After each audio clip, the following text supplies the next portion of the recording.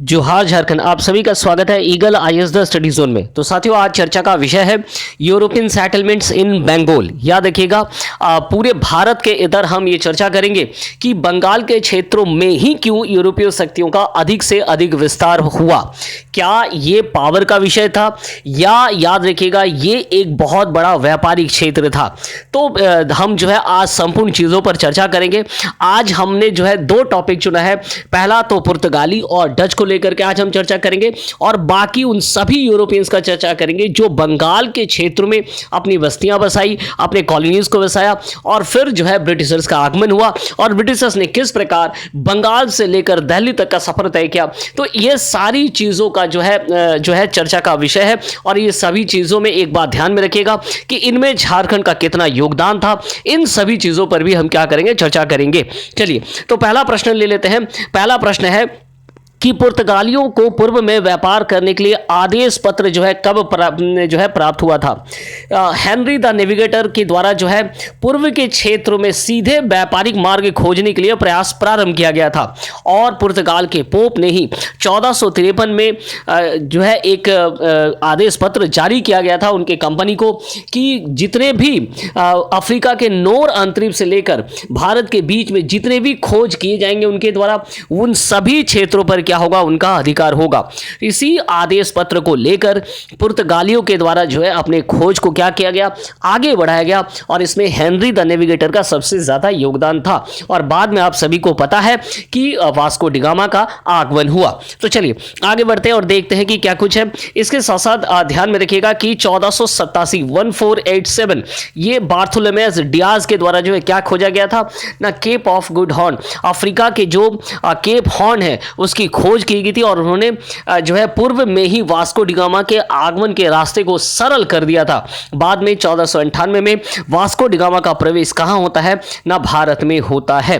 तो इसका उत्तर याद रखना है कि 1453 में ही पुर्तगाल के पोप के द्वारा अफ्रीका के नॉर्थ अंतरिक्ष से लेकर भारत के बीच में जितने भी स्थल खोजे जाएंगे उन सभी स्थलों पर जो है उनका अधिकार होगा, इस बात की घोषणा की गई थी और उन्हें जो है आदेश पत्र जारी किया गया था। चलिए नेक्स्ट प्रश्नों की ओर आगे बढ़ते हैं। देखते हैं नेक्स्ट प्रश्न क्या है।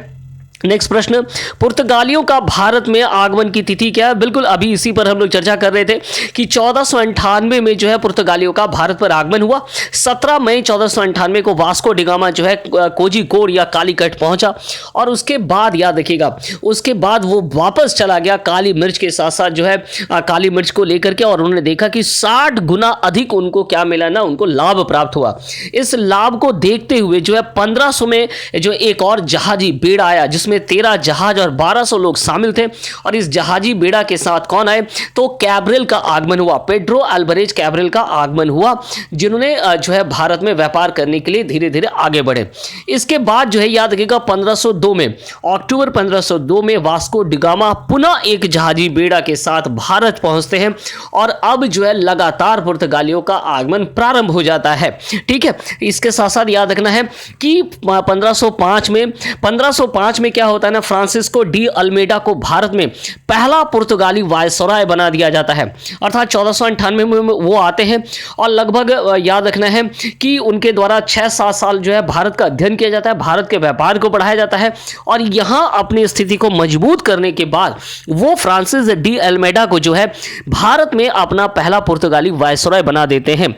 ये वही अल्मेडा है जिन्होंने ब्लू वाटर पॉलिसी स्टार्ट किया था, किसके लिए, पुर्तगालियों का, और उन्हें अपने पावर को, नौसेना को पावर को क्या है स्थापित किया था। चलिए आगे बढ़ते हैं नेक्स्ट प्रश्नों की ओर। नेक्स्ट प्रश्न क्या है, निम्न में से किसे भारत में पुर्तगाली साम्राज्य का वास्तविक संस्थापक होने का श्रेय दिया जाता है।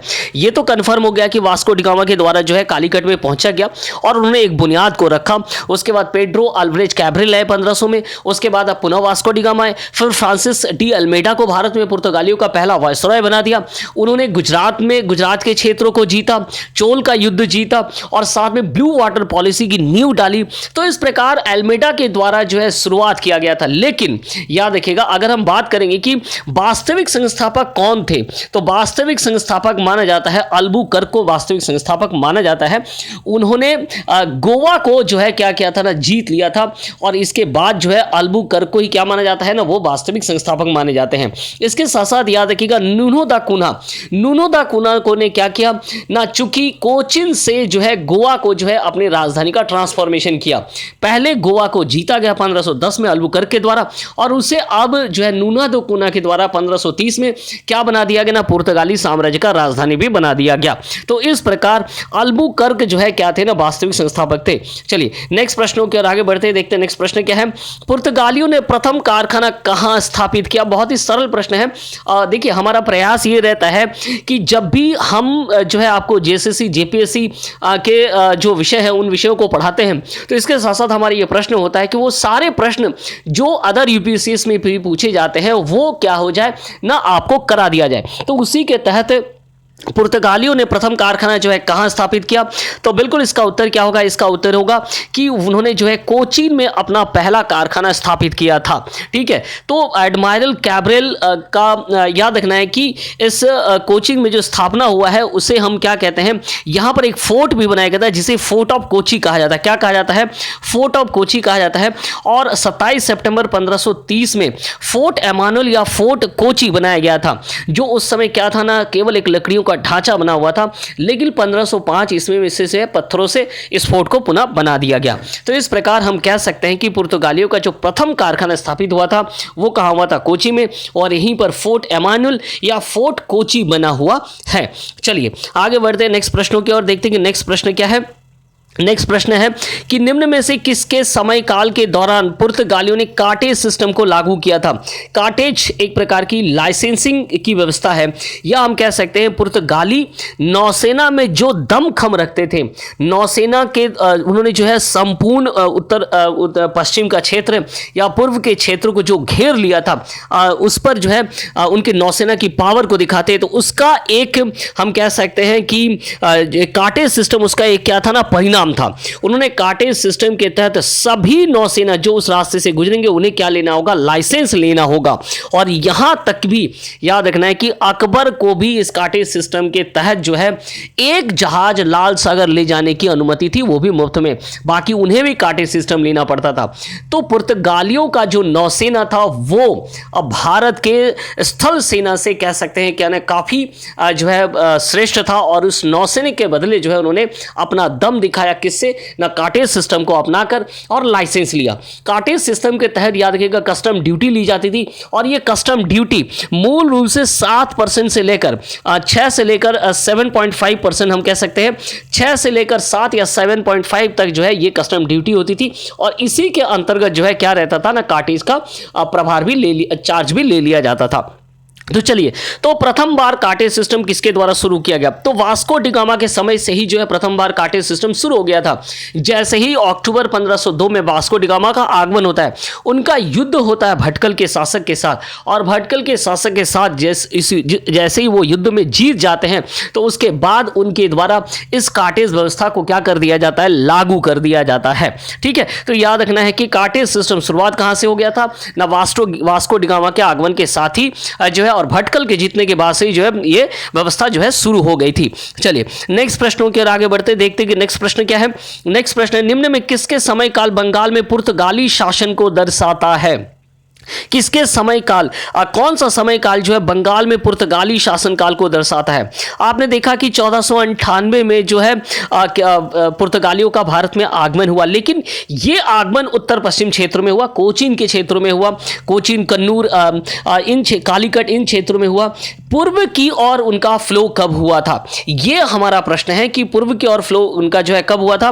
तो अगर हम देखेंगे 1528 से लेकर 1666 तक, ये वो समय काल है जब वो बंगाल में अपने आप को व्यतीत करते हैं और बंगाल से ही अपने व्यापार को क्या करते हैं, आगे बढ़ाते हैं। तो याद रखिएगा 15 से 28 लेकर 1666 तक जो है उनका काल था। वहीं अगर हम बात करेंगे 1453 से लेकर 1528, चूंकि 1453 को पोप के द्वारा आदेश पत्र जारी किया गया और 1528 तक वो कहा है ना बंगाल में प्रवेश कर चुके थे। तो ये प्रारंभिक काल है और उनका जो हम कह सकते हैं कि श्रेष्ठ स्थिति बंगाल में कब थी, तो 1528 से लेकर 1666 तक उनकी स्थिति थी। 1610 से लेकर 1824 की अगर हम बात करेंगे तो ये डचों का समय काल है और 1600 से लेकर 1765 तक अगर हम बात करेंगे तो ये ब्रिटेन का समय काल है बंगाल में। और 1765 के बाद आप सभी को ज्ञात है कि इलाहाबाद संधि के माध्यम से बंगाल, बिहार और उड़ीसा का जो दीवानी जो है स्थायी दीवानी प्राप्त हो जाती है किन्हें, अंग्रेजों को प्राप्त हो जाती है, ब्रिटिशर्स को। और उसके बाद धीरे धीरे वो जो है अपना मूवमेंट किस ओर करते हैं ना, दिल्ली की ओर करते हैं। तो याद रखना है कि ये जो समयकाल, इस समयकाल के दौरान जो है उन्होंने बंगाल के क्षेत्रों पर क्या किया था, राज किया था। चलिए आगे बढ़ते हैं नेक्स्ट प्रश्नों की ओर। नेक्स्ट प्रश्न क्या है, निम्न में से किस पुर्तगाली द्वारा बंगाल के क्षेत्र में प्रथम प्रवेश किया गया, अर्थात कौन से पुर्तगाली वायसरा या पुर्तगाली अधिकारी के द्वारा बंगाल के क्षेत्रों में जो है प्रवेश किया गया था। ये इस याद रखिएगा इस प्रश्न का क्या है ना, ये प्रश्न है। तो क्या वास्को डी गामा आए थे, क्या अल्बुकर्क आए थे, या जावो डो सिल्वेरिया आए थे, या जावो कोल्हो आए थे।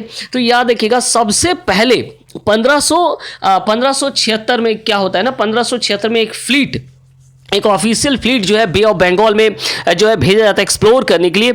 और इसके हेड कौन रहते, तो पेरिस डी एंड्रेड को इसे भेजा जाता है। लेकिन पेरिस डी एंड्रेड को चाइना के साथ भी व्यापार करना होता है। तो उन्होंने क्या किया ना, उन्होंने 1516 के आसपास उन्होंने क्या किया ना, जावो कोल्हे को भेज दिया। कहाँ, चितगांव भेज दिया। तो जावो कोल्हो का जो आगमन हुआ था वो कोई ऑफिशियल विजिट नहीं था, वो कहाँ आए थे ना, पेरिस डी एंड्रेड के कहने पर आए थे। और इसके बाद जो याद रखना है कि इसके बाद जो फ्लीट आया वो किसके अधीन आया, तो जियो डो सिल्वेरिया के अधीन आया। और जावो डो सिल्वेरिया ही जो है क्या है ना, पोर्तुगीजों का पहला फ्लीट है या पहला ऑफिशियल जो है फ्लीट है जो पहुंचे थे कहां, बंगाल पहुंचे थे।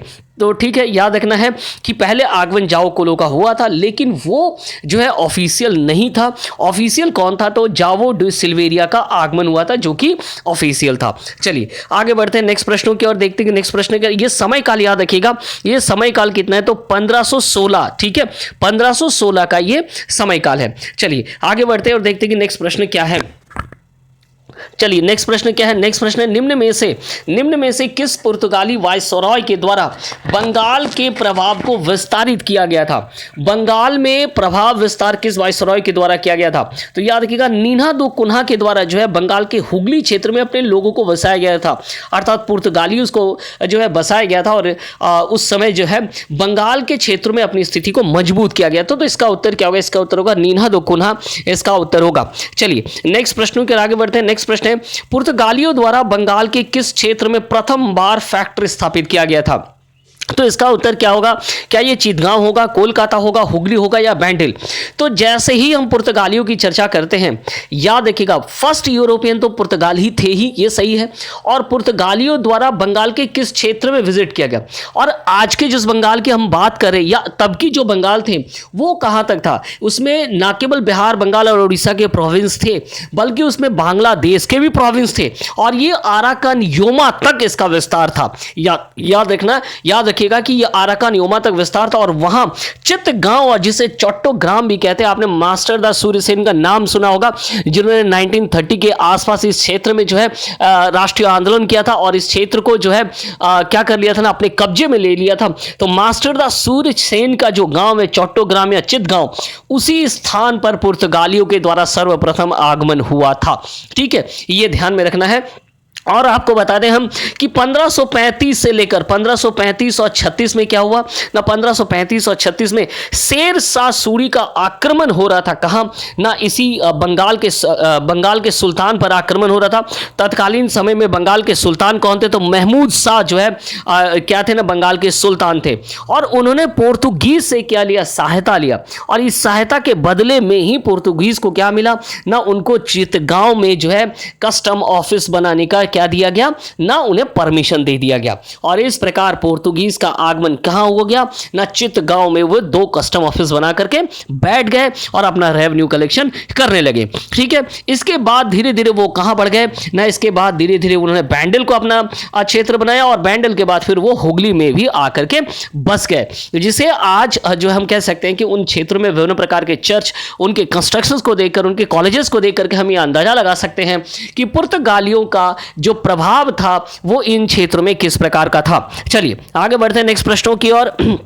नेक्स्ट प्रश्न यह है कि निम्न में बंगाल का कौन सा क्षेत्र पुर्तगाल के समय में दास व्यापार का महत्वपूर्ण केंद्र था। तो क्या केवल याद रखना है कि क्या पुर्तगाली केवल और केवल व्यापार करने आए थे, या उनका दास व्यापार में भी जो है क्या था ना, इंटरेस्ट था। चूंकि इस पूर्व से ही अरब के लोग जो है यहाँ दास व्यापार कर रहे थे, और अरब के जो दासों को विक्रय कहाँ किया, एक तो तमलुक में विक्रय किया था और उड़ीसा के बालासोर क्षेत्र में इन दासों का विक्रय कर दिया जाता था, और ये दास दक्कन के क्षेत्रों में भी जो है बाद में ले जाकर के विक्रय किए जाते थे। तो इस दास व्यापार का ऊपर कब्जा जमाने जो है पुर्तगालियों ने कब्जा जमा लिया, और उन्होंने याद रखिएगा, उन्होंने उड़ीसा के पिपली जो कि बालासोर के निकट है, या स्वर्ण रेखा नदी का जो मुहाना है वो पिपली में है, और उसी पिपली में उन्होंने क्या बनाया, अपना एक फोर्ट बनाया, या अपना एक प्रथम स्थल का निर्माण कर दिया, और इसी फोर्ट के सहायता से वो क्या करते थे ना, अपना दास व्यापार को चलाते थे। पुर्तगालियों के द्वारा जो है ढाका में बराबर इन्वेजन किया जाता था। वो क्या करते थे, वहां के महिलाओं को पकड़ के लाते थे और वहां के लोगों को दास बना करके जो है अलग अलग स्थानों पर सेल कर देते थे। तो दास व्यापार का भी एक बहुत बड़ा अंतर्राष्ट्रीय केंद्र बन करके उभरा था। कौन, तो तत्कालीन समय का जो है बांग्ला, या हम कह सकते हैं चितगांव का क्षेत्र। ठीक है, चलिए नेक्स्ट प्रश्नों के आगे बढ़ते हैं, देखते हैं कि नेक्स्ट प्रश्न क्या। इसके साथ साथ ध्यान में रखिएगा, इसके साथ साथ एक बात और ध्यान में रखिएगा कि 1599 में पुर्तगालियों के द्वारा यहां क्या बनाया गया था, पिपली में एक फोर्ट का निर्माण किया गया था, और इसके जरिए ही वो अपना क्या चलाते थे, दास व्यापार को चलाते थे। चलिए आगे बढ़ते हैं नेक्स्ट प्रश्नों की ओर, देखते हैं नेक्स्ट प्रश्न क्या है। नेक्स्ट प्रश्न है कि पुर्तगाली एवं शाहजहां के मध्य चर्चित हुगली का युद्ध कब हुआ। चूंकि पुर्तगालियों के द्वारा ढाका में इन्वेजन किया जा रहा था, दासों को पकड़ लिया जा रहा था, इनमें मुगल अधिकारियों के जो हरम में स्त्रियां रहते उनको भी वो क्या कर लेते, गिरफ्तार कर लेते थे। मुगल अधिकारियों के साथ साथ मुगल क्षेत्रों में इन्वेजन किया था, तो मुगल उनसे नाराज थे, और यही कारण है तो 24 जून 1632 को शाहजहां के आदेश से क्या हो गया ना, इन पर आक्रमण किया गया। एक बड़ी सेना लेकर के जो है इन पर आक्रमण कर दिया गया।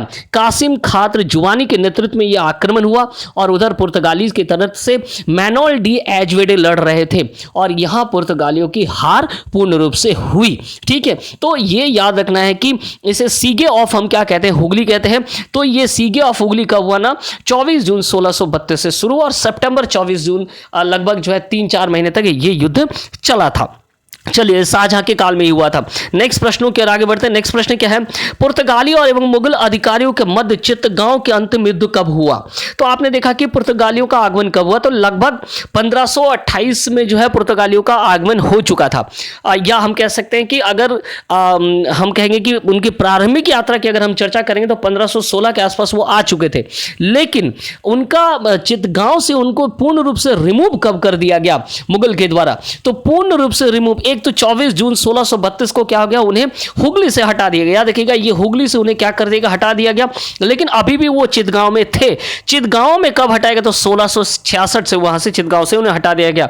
और इस बार शाइस्ता खां को भेजा गया था। किसे भेजा गया था, शाइस्ता खां के साथ जो है घमासान युद्ध हुआ, और इस युद्ध में पुर्तगाली हार गया और उन्हें जो है उखाड़ करके फेंक दिया गया। तो इस प्रकार पुर्तगालियों का अंतिम जो समय काल है वो कितना है, 1666 है। जैसे वो यहां से हट जाते हैं, एक्चुअली जैसे वो हुगली से हट जाते हैं, और वहां पर ही क्या होता है ना, डचों का प्रवेश होना प्रारंभ हो जाता है। तो एक सिलसिला है यूरोपियन सेटलमेंट्स का। पहले पुर्तगाली आते हैं, आफ्टर दैट क्या ना डच आते हैं, उसी एरियाज में आते हैं और अपना व्यापार को क्या करते हैं, विस्तार करते हैं। पुर्तगालियों का हटना सिर्फ भारत पर डिपेंड नहीं करता है, याद रखिएगा, क्योंकि उस समय हम कह सकते हैं कि पूरे अंतर्राष्ट्रीय स्तर पर भी जो है लड़ाइयां लड़ रही थी, लड़ाइयां चल रही थी। पुर्तगाली अलग खेमे में था, ब्रिटेन अलग खेमे में था। तो इन युद्धों का असर भी जो है इन पर जबरदस्त पड़ा था, जिसके कारण पुर्तगालियों को ना केवल भारत छोड़ना पड़ा था, बल्कि पुर्तगालियों का जो एक जो है हम कह सकते हैं कि कंट्रोल बॉम्बे के ऊपर था, उसे भी छोड़ना पड़ा था, जिसे हम आगे चर्चा करेंगे। चलिए आगे देखते हैं नेक्स्ट प्रश्न क्या है। नेक्स्ट प्रश्न है कि पुर्तगालियों के संदर्भ में फितोरिया शब्द का क्या अर्थ है। फितोरिया क्या है? तो क्या ये जहाजी बेड़ा है फितोरिया, या लाइसेंस की नीति है, या युद्ध नीति, या व्यापारिक अड्डा है? तो याद रखिएगा, नौसैनिक व्यापारिक अड्डों को क्या कहा जाता? फितोरिया कहा जाता था पुर्तगालियों के द्वारा। और लाइसेंस नीति के लिए तो कार्टेज सिस्टम जो कि पुर्तगालियों के द्वारा लाया गया था, लाइसेंस नीति है। इसी कार्टेज सिस्टम के तहत वो क्या करते थे ना, रक्षा की संपूर्ण जिम्मेदारी अपने ऊपर लेते थे। उन्होंने कार्टेज सिस्टम को किस प्रकार जारी किया? पहले तो एक एक नौसेना को, एक एक सैनिक जहाज को जो है कार्टेज के तहत जो उन्हें कस्टम ड्यूटी देनी पड़ती थी। लेकिन बाद में ऐसा देखा गया कि इस तरह के जहाज़ों पर जो है अन्य हम कह सकते हैं कि डचों का आक्रमण होता था या मुगलों का आक्रमण होता था, तो उन्हें भारी क्षति उठानी पड़ती थी। तो इसके बाद पुर्तगाल ने काफिला बना करके जो है नौसेना को ले जाने लगा, अर्थात एक काफिले में 10-12 जहाज वो एक साथ ले जाते थे और संपूर्ण भार वो अपने ऊपर ले लेते थे। तो इस प्रकार नौसैनिक कार्टेज सिस्टम जो है पुर्तगालियों ने अपनाया था, जो कि मुगल अधिकारियों को भी देना पड़ता था। ठीक है, और याद रखिएगा फितोरिया क्या है ना, फितोरिया एक शब्द है, नौसैनिक व्यापारिक स्थल को, अड्डे को क्या कहा जाता है ना, फितोरिया कहा जाता है। तो इसे हम क्या पकड़ेंगे? इसे हम कहेंगे कि ये व्यापारिक अड्डा है। ठीक है, चलिए नेक्स्ट प्रश्नों की ओर आगे बढ़ते हैं। नेक्स्ट क्या है? उत्तर पश्चिम से पुर्तगालियों द्वारा टाफ्टा का आयात किया जाता था। टाफ्टा शब्द का क्या अर्थ है? तो पुर्तगाली भारत से कई चीजें लेकर के जाते थे। इसमें पुर्तगाली जो है उत्तर पश्चिम के क्षेत्रों से टाफ्टा नाम की चीजों को ले जाते। तो टाफ्टा क्या है? क्या ये काले मिर्च है, मसाले हैं, एक प्रकार का कपड़ा है, या एक प्रकार का औषधीय पौधा है? तो एक प्रकार का क्या है? कपड़ा है। इसी तरीके से याद रखिएगा जो है चिटनिस हम कह सकते हैं, वो क्या है ना, कपड़ा है। तो टाफ्टा चिटनिस का व्यापार जो उत्तर पश्चिम के क्षेत्रों से किया जाता था। एक प्रकार का औषधीय पौधा अगर हम बात करेंगे तो जटामांसी, याद रखिएगा जटामांसी जो कि हिमालय के क्षेत्रों में पाए जाते हैं और औषधीय गुण है। इससे इत्र बनाया जाता था, जिसका उपयोग जो है पुर्तगाल में होता था। तो जटामांसी का व्यापार जो है पूर्व के क्षेत्रों से, अर्थात भारत के पूर्व क्षेत्र या हम कह सकते हैं बंगाल के क्षेत्रों से जटामांसी को लेकर के जाया जाता था। और मसाले के लिए ओब्वियसली साउथ का क्षेत्र जो है वो क्या है ना, मसाले और काली मिर्च के लिए काफी फेमस थे। तो इस प्रकार अलग अलग क्षेत्रों से वो क्या करते थे ना, व्यापार करते, इस व्यापार को आगे बढ़ाते थे। ठीक है, चलिए तो आगे बढ़ते हैं नेक्स्ट प्रश्न के। नेक्स्ट प्रश्न क्या है? याद रखिएगा नेक्स्ट प्रश्न, पुर्तगालियों द्वारा बंगाल के क्षेत्रों में किसका व्यापार किया था? जिस बंगाल के क्षेत्रों को लेकर के इतनी नीति बनाई गई, तो आखिर बंगाल के क्षेत्रों से उन्हें क्या प्राप्त होता था? तो याद रखिएगा बंगाल के क्षेत्रों से उन्हें जो है नमक और तंबाकू का क्षेत्र उन्हें ना केवल जो है बंगाल से, बल्कि उन्हें झारखंड से भी प्राप्त होते थे, बिहार से भी प्राप्त होते थे। और इसके साथ साथ याद रखिएगा एक चीज और जिसे हम कहते हैं गन पाउडर, वो गन पाउडर भी उसे कहां प्राप्त होता था? वो गन पाउडर भी जो है उन्हें इसी क्षेत्रों से प्राप्त होता था।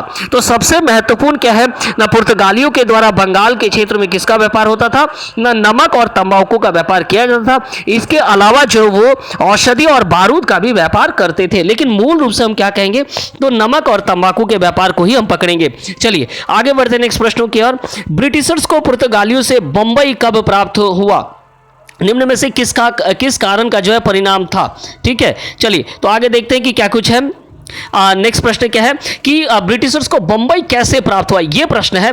तो प्रश्न क्या है कि 1661 में दोनों के मध्य युद्ध का कारण था, 1661 में यूरोप से समझौते के कारण था, 1661 में राजकुमारी कैथरीन ऑफ बेंगरेजा का चार्ल्स द्वितीय के साथ विवाह के कारण हुआ, या उपयुक्त में से कोई नहीं? तो इसका उत्तर याद रखिएगा, इसका उत्तर होगा 1661 में राजकुमारी कैथरीन का चार्ल्स द्वितीय के साथ विवाह हुआ।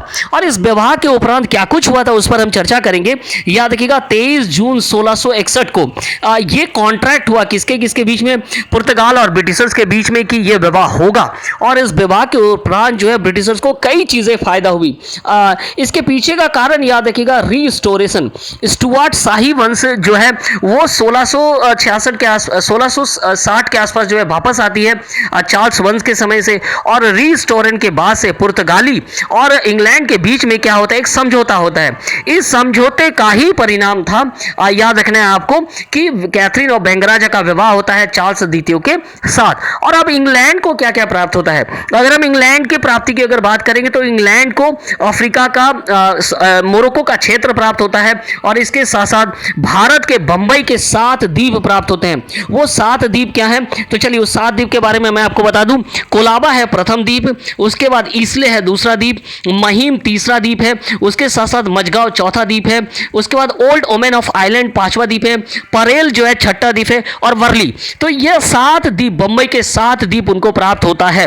चार्ल्स द्वितीय इसी बंबई और इन 7 द्वीपों में से इसले को जो है किसे दे देते हैं ना, विवाह के उपरांत ब्रिटिश ईस्ट इंडिया कंपनी को मात्र 10 रुपए से जो है उन्हें क्या देते थे ना, उन्हें इसे जो है रख दिया जाता है, अर्थात उन्हें दे दिया जाता है ब्रिटिश ईस्ट इंडिया कंपनी को। ठीक है, तो ये सारा जो, ये याद रखिएगा, ये सारे जो समझौते हुए थे वो कहाँ हुए थे ना, वो ब्रिटेन में हुए थे, और इसके बाद उनके बीच में विवाह संपन्न होता है।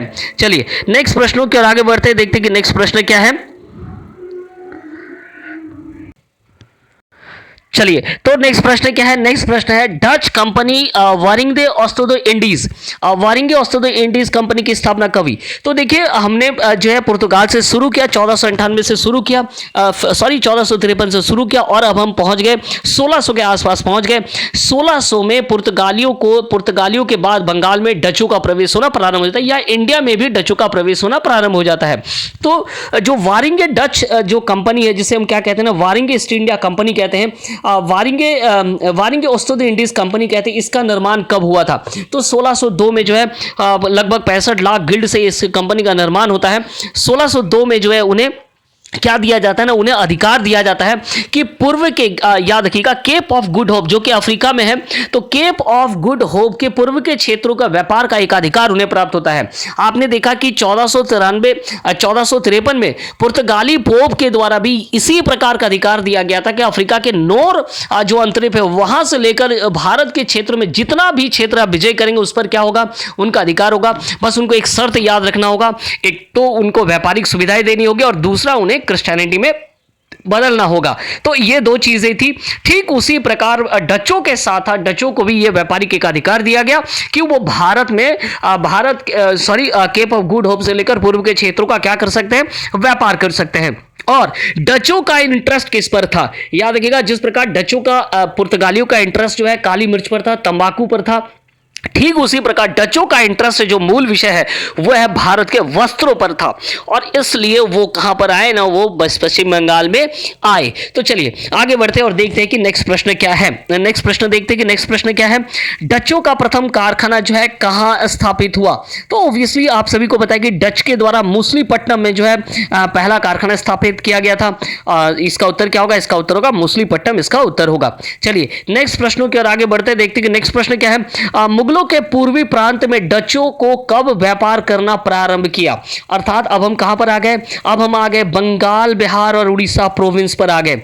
मुगलों के जो प्रांत थे बंगाल, बिहार और उड़ीसा, जिसे जॉइंटली हम क्या कहते थे, बंगाल कहते थे, इसी क्षेत्र में बांग्लादेश और हम कह सकते हैं बांग्लादेश का भी क्षेत्र तब था, शामिल था। चलिए तो इसका प्रश्न है कि डचों ने जो है पूर्व की ओर व्यापार करना कब प्रारंभ कर दिया? तो इसका उत्तर क्या होगा? याद रखिएगा, इसका उत्तर होगा कि फ्रॉम 1615 से ही उन्हें क्या मिल गया ना, उन्हें बंगाल, बिहार और उड़ीसा के प्रोविंस में व्यापार करना प्रारंभ कर दिया था।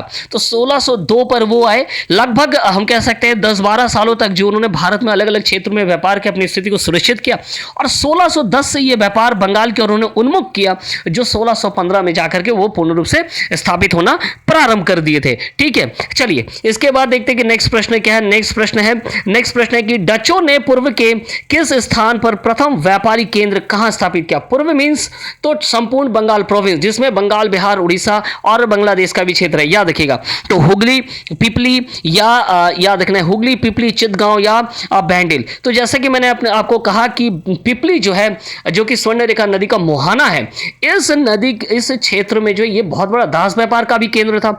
ये याद रखिएगा नील के लिए भी काफी जो है क्या था, चर्चित स्थल था। इसके साथ साथ नमक के लिए भी जो है ये बहुत चर्चित स्थल था, तो तंबाकू के लिए भी ये चर्चित स्थल था। तो पिपली में उन्होंने क्या किया ना, अपना पहला ट्रेडिंग पोस्ट बनाया। कब बनाया? तो 1627 में उन्होंने अपना पहला ट्रेडिंग पोस्ट यहीं पर जो है स्थापित कर डाला। इसके बाद वो कहाँ बढ़े ना, इसके बाद धीरे धीरे वो कहाँ बढ़ गए ना, हुगली की ओर आगे बढ़े।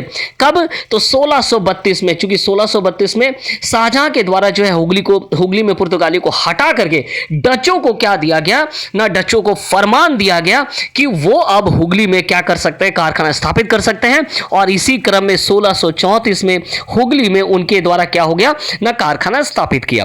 तो ये जो फरमान है वो किसके द्वारा दिया गया था? आजम खां के द्वारा डचों को परमिशन दिया गया था कि वो हुगली में कारखाना स्थापित कर सकते हैं 1634 में। ठीक है, चलिए नेक्स्ट प्रश्नों की ओर आगे बढ़ते हैं, देखते हैं नेक्स्ट प्रश्न क्या है। नेक्स्ट प्रश्न है कि बंगाल के किस क्षेत्र में डचों का प्रथम यूरोपियन के तौर पर आगमन हुआ? जिस प्रकार अगर हम बात करेंगे कि first European cames in the Bengal, sorry first पुर्तगाली जो है बंगाल के किस क्षेत्र में आए, पहली बार आए, तो वो हो जाएगा चितगांव। ठीक उसी प्रकार बंगाल का वो क्षेत्र जहां डचों ने पहली बार आया वो कौन सा क्षेत्र था? तो चितगांव तो ऑलरेडी याद रखिएगा, चितगांव तो पुर्तगाली आ चुके थे, कोलकाता में भी पुर्तगाली आ चुके थे, हुगली में भी पुर्तगाली आ चुके थे। तो इसका उत्तर क्या होगा? इसका उत्तर होगा राजशाही। राजशाही में 1781, याद रखिएगा, राजशाही में उन्होंने क्या बनाया? अपना क्षेत्र बनाया। और ये सिल्क याद रखना है कि ये सिल्क का क्या था? बहुत बड़ा क्षेत्र था, है ना। यहां आज भी बोरो खुट्टी नाम का जगह है और उस बोरो खुट्टी में आप डचों के प्रवेश को, वहां के जो निर्माण है, कंस्ट्रक्शंस को आप देख सकते हैं। तो राजशाही का क्षेत्र, राजशाही के क्षेत्र में जो वो आकर के बसे, कब ना 1781 में। ये नया क्षेत्र था, हालांकि उसके पहले वो कहाँ गए थे ना, इससे पहले वो कोलकाता पहुंच चुके थे, हुगली पहुंच चुके थे, चिंसूरा पहुंच चुके थे, लेकिन राजशाही का क्षेत्र जो वो नया क्षेत्र था। और ये डिस्कवर किया गया था किसके द्वारा? तो ये डिस्कवर किया गया था, याद रखिएगा, डचों के द्वारा डिस्कवर किया गया था। चलिए नेक्स्ट प्रश्नों के आगे बढ़ते हैं। नेक्स्ट प्रश्न क्या है? डचों ने चिंसूरा में प्रथम फैक्ट्री कब स्थापित की? बिल्कुल सभी को ज्ञात है कि चिंसूरा में प्रथम फैक्ट्री कब स्थापित की? 1632, 1650, 1651 और 1653। तो डचों के द्वारा जो है 1653 में क्या किया गया ना, चिंसूरा में क्या किया गया ना, प्रथम फैक्ट्री स्थापित कर दिया गया था। और ध्यान में रखिएगा कि डचों का जो ये जो चिंसूरा का क्षेत्र है, चिंसूरा को क्या है ना, बहुत सारे फायदे हैं। याद रखना है आप सभी को कि चिंसूरा को क्या क्या फायदे हैं ना, इसके द्वारा राजमहल जुड़ा हुआ है, भागलपुर जुड़ा हुआ था, पटना जुड़ा हुआ था। और राजमहल की कनेक्टिविटी जो है सिल्क के लिए बहुत महत्वपूर्ण है। आज भी तसर सिल्क के उत्पादन में, तसर रेशम के उत्पादन में, याद रखिएगा, जो है झारखंड का क्षेत्र क्या है ना, आगे है। तो ध्यान में रखना है कि ये जो राजमहल का क्षेत्र है, भागलपुर का क्षेत्र है, पटना का क्षेत्र है, यहां से जो उन्हें क्या प्राप्त होता था? सिल्क प्राप्त होता था। और अगर हम बात करेंगे कि वस्त्रों जो है, वस्त्र क्या था? डचों के लिए महत्वपूर्ण विषय था। इस वस्त्र से ही, वस्त्र निर्यात से ही वो क्या करते थे ना, सबसे ज्यादा उनको प्रॉफिट प्राप्त होता था। तो ये हो गया। दूसरी ओर अगर हम बात करेंगे कि किसने चिंसूरा में प्रथम फैक्ट्री स्थापित की, तो डच के द्वारा 1653 में चिंसूरा में फैक्ट्री स्थापित किया गया। और इसके प्रथम गवर्नर कौन थे? तो डेर बोरेक, याद रखिएगा, डेर बोरेक क्या थे ना, यहाँ के प्रथम गवर्नर थे। चलिए नेक्स्ट प्रश्नों की ओर देखते हैं कि नेक्स्ट प्रश्न क्या है। नेक्स्ट प्रश्न, डचों के द्वारा बंगाल क्षेत्र से संपूर्ण एशिया में सिल्क व्यापार का कितना प्रतिशत आयात किया जाता था? बंगाल ही क्यों बंगाल के क्षेत्र में पुर्तगालियों का आगमन, क्यों डचों का आगमन, क्यों ब्रिटिशर्स का आगमन, क्यों फ्रांसीसियों का जो है मोह? तो इन सभी यूरोपियंस का मोह का विषय क्या है ना, मोह का विषय है रॉ सिल्क, रॉ टेक्सटाइल, अर्थात टेक्सटाइल और सिल्क, ये दो चीज याद रखिएगा। और साथ में नमक तो साथ में था ही। तो सिल्क, टेक्सटाइल और नमक, डच के लिए जो महत्वपूर्ण विषय वो क्या था? तो वो था रॉ सिल्क। 80% तक रॉ सिल्क सिर्फ कहां से जाता था? एशिया का 80% व्यापार रॉ सिल्क का वो बंगाल से जाता था, याद रखिएगा। 50% टेक्सटाइल कहां से जाता था? तो इसी बंगाल के क्षेत्रों से जाता था। चलिए एक डेटा के आधार पर अगर हम बात करेंगे कि डच का जो संपूर्ण निर्यात होता था उसमें 36% निर्यात बंगाल से किया जाता था, जो बाद में जाकर के बढ़ते हुए कहां पहुंच गया? 39% तक बढ़ चुका था। तो समझ जाइए कि बंगाल का क्षेत्र कितना बड़ा रॉ सिल्क और टेक्सटाइल, और रॉ सिल्क की प्राप्ति कहां से होती थी इनको? इनके पास 3 क्षेत्र, एक तो राजमहल, झारखंड, भागलपुर, बिहार और पटना। क्योंकि भागलपुर को हम झारखंड ही मानते, तत्कालीन समय में राजमहल और भागलपुर एक ही था, और पटना, इन क्षेत्रों से क्या है, बुने हुए वस्त्र बुनकरों के माध्यम से लाए जाते थे। डचों के द्वारा जमीनी स्तर पर काम कर दिया गया था। ये क्या करते थे, कोऑपरेटिव जो है सहकारिता को उन्होंने डेवलप कर दिया। उस समय दलालों में वृद्धि हो गया था, एजेंट्स में वृद्धि हो गई। एजेंट्स को डायरेक्ट पैसे देते थे, वो एजेंट्स बुनकरों को पैसा देते थे और बुनकरों से कपड़े खरीद लिए जाते थे। आपको याद होगा डचों का जो प्रथम क्षेत्र था मुसलीपट्टम, उसके बाद वो नागापट्टम खसक गए। तो नागापट्टम में क्या प्राप्त होता है ना, नागापट्टम के जो गवर्नर है वहां से हमें एक डेटा प्राप्त हो रहा है कि वहां जो लाभ हुआ था 6 व्यापारियों के द्वारा, लगभग 8000 पगोडा। पगोडा क्या है ना, दक्षिण भारत में ये रुपया का एक हिस्से के तौर पर काम आता था उस समय। तो इतना लाभ का क्षेत्र था दक्षिण भारत में भी नागापट्टम, और वहां से भी वो वस्त्रों का क्या करते थे ना, व्यापार करते थे। तो डचों के व्यापार जो है इस प्रकार वृद्धि हो रही थी। याद रखिएगा 1650 में जहां हॉलैंड का जो प्रॉफिट था वो लगभग 1.5 से 2 लाख था, जो 1680 तक बढ़ करके जो है 10 लाख। तो हम कह सकते हैं कि लगभग 6 गुना अधिक वृद्धि हो गया था 50 वर्षों के इतिहास में, हम कह सकते हैं जो है। तो इस प्रकार की वृद्धि कैसे हुआ, तो रॉ सिल्क, टेक्सटाइल, सॉल्ट और उसके साथ साथ क्या है ना, तंबाकू। ठीक है, चलिए, और इंडिगो भी। चलिए आगे बढ़ते हैं नेक्स्ट प्रश्न की ओर, देखते हैं नेक्स्ट प्रश्न क्या है। नेक्स्ट प्रश्न है कि निम्न में से कौन सा स्थान डचों के लिए सिल्क व्यापार का एक महत्वपूर्ण केंद्र था?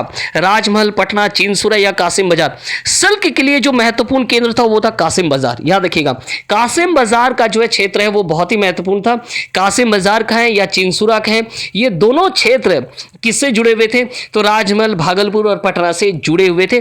और कासिम बाजार को तो सिल्क टाउन भी कहा जाता। क्या कहा जाता था? सिल्क टाउन तत्कालीन समय में कहा जाता था। ध्यान में रखिएगा। चलिए नेक्स्ट आगे बढ़ते हैं, देखते हैं कि नेक्स्ट प्रश्न क्या है। नेक्स्ट है, व्यापार की वृद्धि के लिए जो है डचों के द्वारा डायरेक्टोरेट ऑफ बंगाल कब स्थापित किया गया? 1650, 1651, 1653 या 1655? तो याद रखिएगा 1653 में वो चीनसुरा पहुंच गए। चीनसुरा में पहुंच गए। हुगली में तो वो पहले आ चुके थे, 1632 के बाद से वो हुगली में आ चुके थे, लेकिन उनको जो है फरमान जो है पूर्ण रूप से नहीं मिला था। बाद में 1640-45 में उन्हें जो है पिपली से आगरा के रूट का एक सही फरमान प्राप्त हुआ। उसने अपने बिजनेस को बढ़ाया और उन्होंने अपने चीनसुरा में अपने व्यापारिक केंद्र को स्थानांतरित कर दिया ड्यू टू रॉ सिल्क और टेक्सटाइल के बारे में, जैसा कि मैंने आपको कहा। और इसी व्यापार को और बढ़ाने के लिए, चूंकि इनका जो डायरेक्टोरेट था वो बेटबिया में बैठता था पूर्व की ओर, अब उन्होंने इसे हटा करके जो है कहां बना लिया ना, डायरेक्टोरेट ऑफ बंगाल बनाया। और वो कब? तो 1655 में उन्होंने डायरेक्टोरेट ऑफ बंगाल बनाया। और पीटर स्ट्रैथमिन्स, याद रखिएगा पीटर स्ट्रैथमिन्स क्या थे ना, प्रथम डायरेक्टर ऑफ बंगाल थे। तो आज याद रखिएगा साथियों, आज हम लोगों ने किन किन 2 यूरोपियन सेटलमेंट्स के बारे में चर्चा किया जो कि बंगाल पर आए। एक तो पुर्तगाली आए, एक तो डच आए, और आगे जितने भी सेटलमेंट्स हैं, जिनमें जितने भी सेटलमेंट्स हैं, चाहे वो फ्रांसीसी हो चाहे वो ईस्ट इंडिया हो, उन सभी पर चर्चा करेंगे। और ये भी चर्चा करेंगे कि आखिर बंगाल ही क्यों जो है इन यूरोपियंस के लिए एक बहुत बड़ा पसंदीदा केंद्र बन गया था, और उसके पीछे का जो व्यापार और हम कहेंगे जो वेल्थ ड्रॉन की जो घटना है उस पर भी चर्चा करेंगे। तो बहुत बहुत धन्यवाद आप सभी का हमारे साथ जुड़ने के लिए।